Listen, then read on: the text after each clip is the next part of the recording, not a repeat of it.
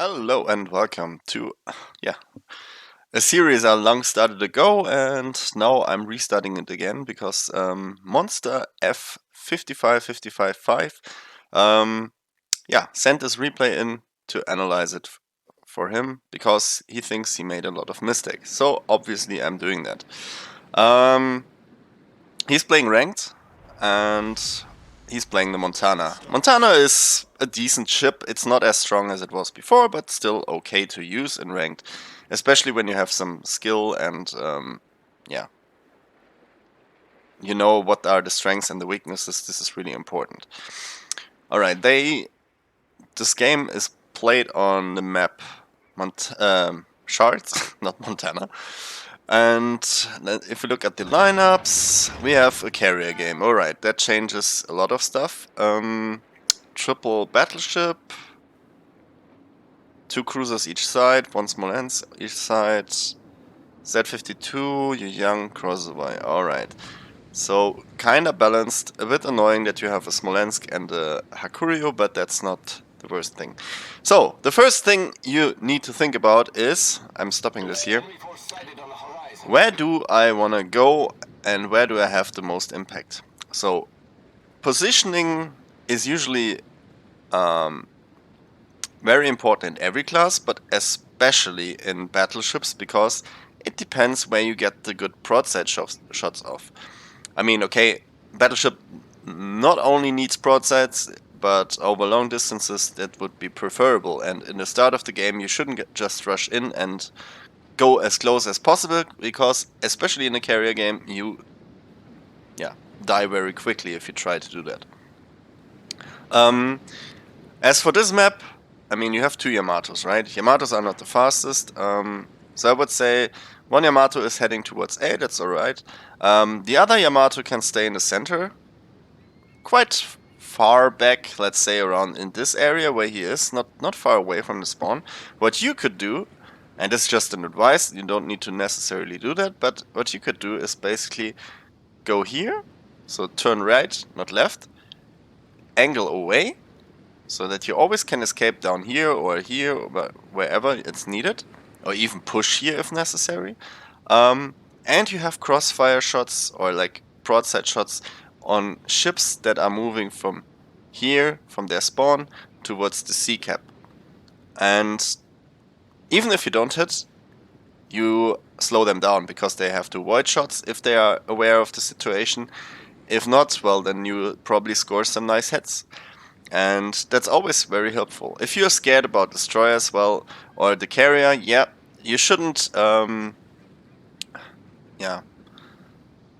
a too great distance to the rest of your team, so don't be like okay, in the start it's hard to say, but if the Yoshino ends up here, you are here, then close the gap somehow. Maybe go a bit more closer to the Yoshino or call him back that he's closer to you so you can share your AA together. As for... Alright, so far to initial positioning, but you decided otherwise. Okay, fine with that. A good advisor, because of this... how can I say? This starting positioning is basically always think about what the enemy is most likely to do. So they most likely will go here, or they will go here. So if you sit here, angled away, like this, so not that you ram yourself into the island if you accelerate, more than you can just pass behind the island, not in front, behind the island, then this is also pretty good. So this would be my initial positioning in the Montana. Alright, so as I said, you decided otherwise, and now you're doing some kind of mistakes. I'm stopping this here again. Now you're turning in, and you see a big problem, right? The enemy are all in this area, so there will be a lot of focus fire if you go furthermore. The closer you get to the cap, the more focus fire will receive. If you try to turn away now, and this is gonna be tricky, you have to make it in front of the island, and you have to give full broadside. And since it's a carrier game, you most likely get detected, and a good carrier will just harass you constantly as soon as you get overextended or low HP. So always be aware of this. Yeah, you shot a nice salvo here. I think it was a Citadel you scored on the Smolensk. Fine. Just saying that now turning in even makes life more problematic for you. Also, I wouldn't use this fighter plane on the Montana. Yeah, it means that you have some kind of air defense, but honestly, a good CV player will always make his way through. So he just waits out the fighter and then comes back and can attack you anyways, and while you are still on cooldown. So basically use the spotter plane, because then you can nicely fire into smokes, like that Smolensk smoke. So if you know how to smoke fire, then this might work quite nicely for you. Alright, taking the pot shot on the Yamato. Yeah, you were spotted anyway, so it didn't matter. But now we have the problem that I meant. Now you have to make a decision, and that decision has to be made really fast. Either you go right of the island, which means you expose more broadside, or you go left of the island, where you are in safety. You decided the other way, and I expect some... Yeah, actually you're pretty lucky that you didn't crown, but good maneuvering there.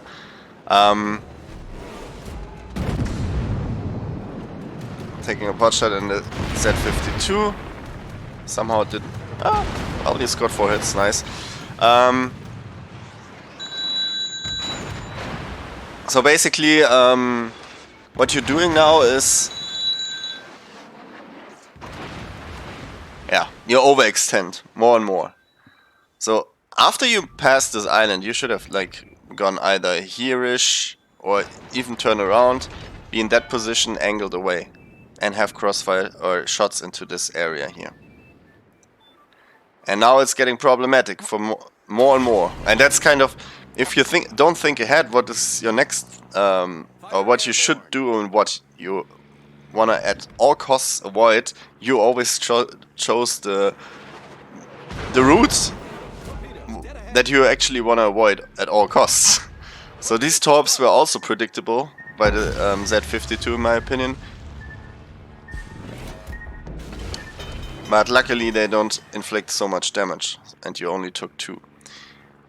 Alright, so you're still spotted. That's the thing in the carrier game, there is no easy way of getting undetected. And that makes this somewhat aggressive play of yours really problematic. I like that you didn't shoot here. No necessity, so that means you probably realized, oh man, I need to get the hell out of here. My damage con is on cooldown. My heal is just about to run out. I need to find another way, another positioning. I mean, obviously you wanna go somewhere here now. That's at least what I see from your intention and where you are going. But you try to force the shortcut. But I always say that often say that think ahead. Always think ahead what will be your next move. Or what if something happens? Where is my escape route? Where can I go into safety areas or so? Right now you are still exposed. I mean, okay, you're not exposed to the Yamato, Des Moines and Ohio who form up a plop here.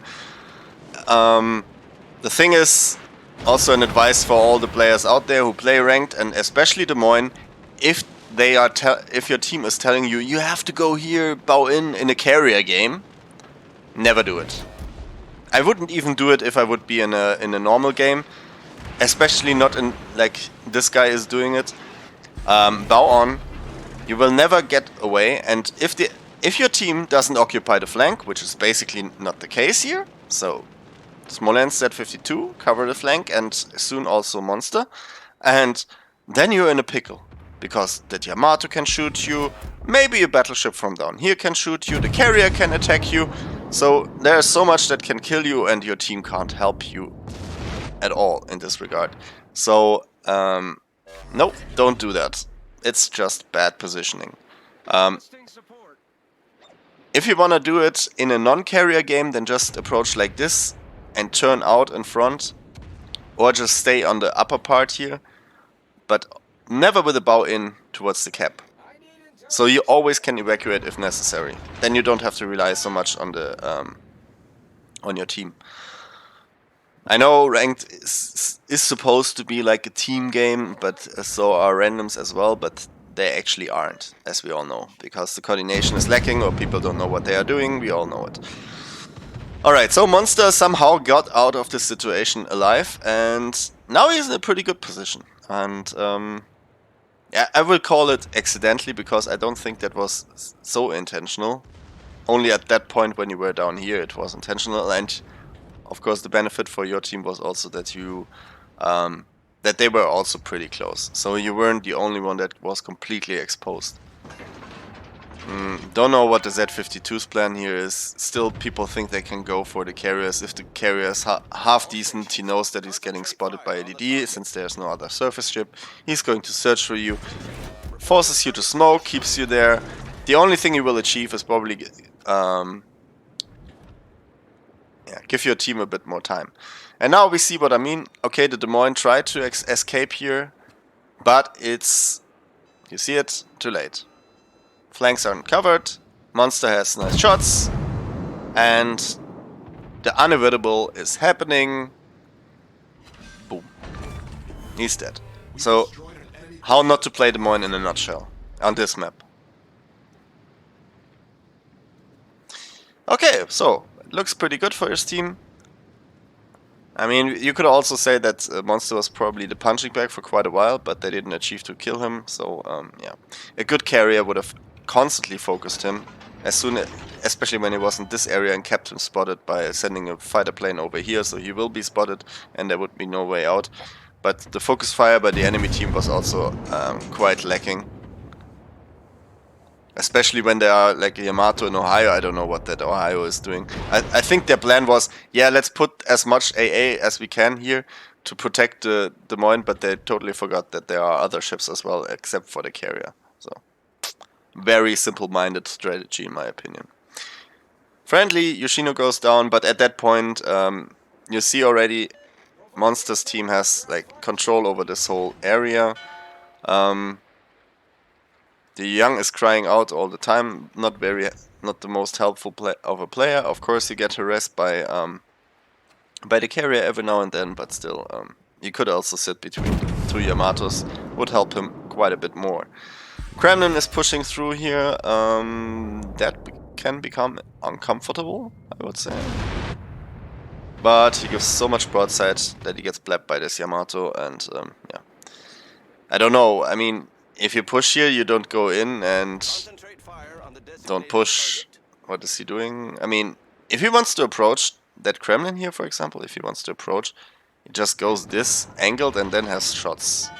But not going broadside out, and yeah, very undecisive move. Ohio is still in the same position. I don't know what that guy is doing. As I said, very simple-minded decision there to... yeah, not even the heal will save him here now. 2 fires dead. By the way, since the Ohio has the same secondaries as the Montana has also this nice high fire chance of yeah, 10%, I think it was. So that explains the nice fire starting capabilities, even though also on the Montana. So, there's not much left on the enemy team. They have still Smolensk, who's running for his life. Krossovoy is probably not there anymore. 1 hit on the Kremlin.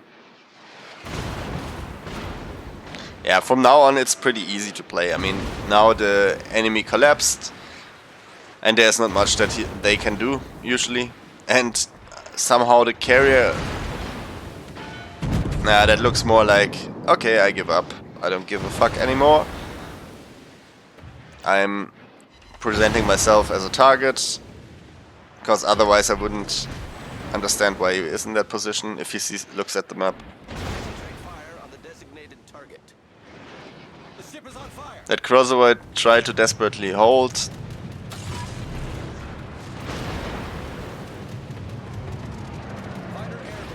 And now it would be great to have a spotter plane, right? To shoot over the island.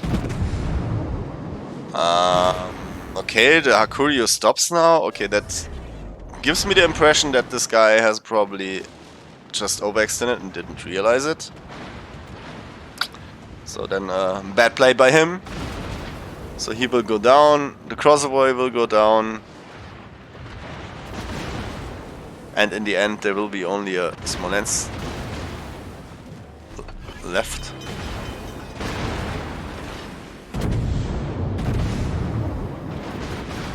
Nope, you didn't finish him. You need to shoot your back guns, exactly. And now the Hakuryu should be dead.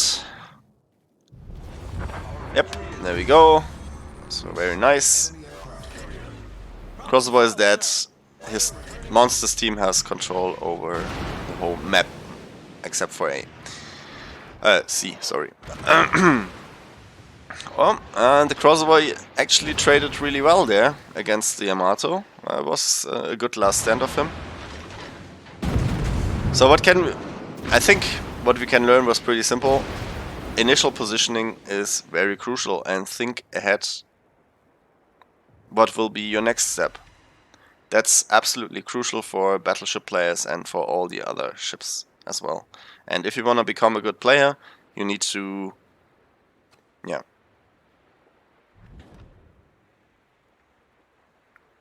train that thinking process, I would say. Always try to imagine what will be your first step, next step, and so on. And if something changes, well, then you have to adjust accordingly. That's how you become a good player. I mean, I can only give advices and from examples, from gameplay examples, but in the end, there could be a completely new situation in a different game with a different lineup and so on. So obviously, if you the combination of all factors like lineup, or yeah, enemies lineup, your lineup, the map, the most likely way the enemy is progressing towards stack caps or so. Something like this is always important to know and always to be taken in consideration if you want to become better at this game. Apart from the shooting skills and so on. That's like the personal skills, I would say. But this is like the macro thinking. Alright, so yeah, just the result screen, 137,000 is not the most impressive. Doesn't matter. In the end, a win is a win. That's all what ranks count for. If you look at the basic XP, he did quite well there. Even though I think he got away with a lot of stuff that deserves to get punished. If if the Yamato would have scored like a triple citadel on your broadside, well, things would have looked way more dire for you and your team probably. So be aware that you got lucky there in the start because you did do a lot of misplays. So try to avoid them next time. And yeah, I think the position you were in the end of the game was pretty good because then you can establish kind of a crossfire with your team and can get around with your backs. And you always, I don't know if you did it intentionally, but you were kind of close to friendly ships, which also helped. And yeah, especially in a carrier game, that's very useful. Don't completely sit in one place, but yeah, don't spread out that much as well. All right, hope it helped out, Monster, and yeah, for all those that also want to help out, just post in the comments what you think he could have done better, and if you want to share some advices as well, feel free to do so. That's why I do this replay analysis, and yeah, that's why Monster sent this replay in. So thanks for watching, and see you next time. Bye bye.